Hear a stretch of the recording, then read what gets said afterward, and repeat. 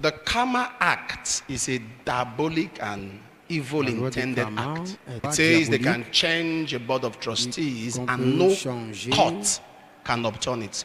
Why will I respect an act that does not respect the law? You know, somebody will say that, okay, in America, in London, government regulates charity organization. That's true.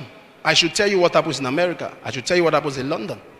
We have about 8 churches in London. We have about 30 in America. So I should tell you what works there. In America and London, a charity organization can collect grants from government.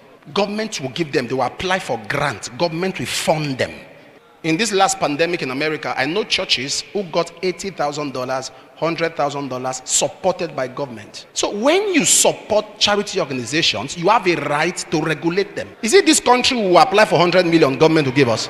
If you give us, then you can regulate us. We are not anti-government. Me, some weeks ago, I paid 4.6 million as tax. I paid to my state as tax. They taxed me and I paid. Oh, you are surprised? Oh, you are believing all those nonsense you see on social media? That pastors are eating tithe, eating off. If you open our mouth and talk, what happens behind the scene? The tithe and offering for this church that comes from this church is used for diesel.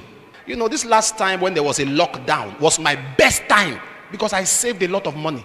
There were no members to ask me for rent. There were no members to ask me for money. I was just enjoying myself. The very Sunday the open church, 4 million naira left me, rent. You are saying we are helping. When we see members like this, I mean, there are some pastors who are eating money. That's their business. All these men of God you are mentioning, Oyedekpo, Baba Deboye, how are they rich? I will tell you. The people who they invested in years ago are the ones now taking care of them. I'm just telling you how pastors get money. Let me just open up to you. There are people I raised up 16 years ago. I trained them in school, did everything for them, and today they are taking care of me. You say I should reject what they are giving me? They swear for me. And there are some of you now who I am supporting. Many of you, I'm taking care of you.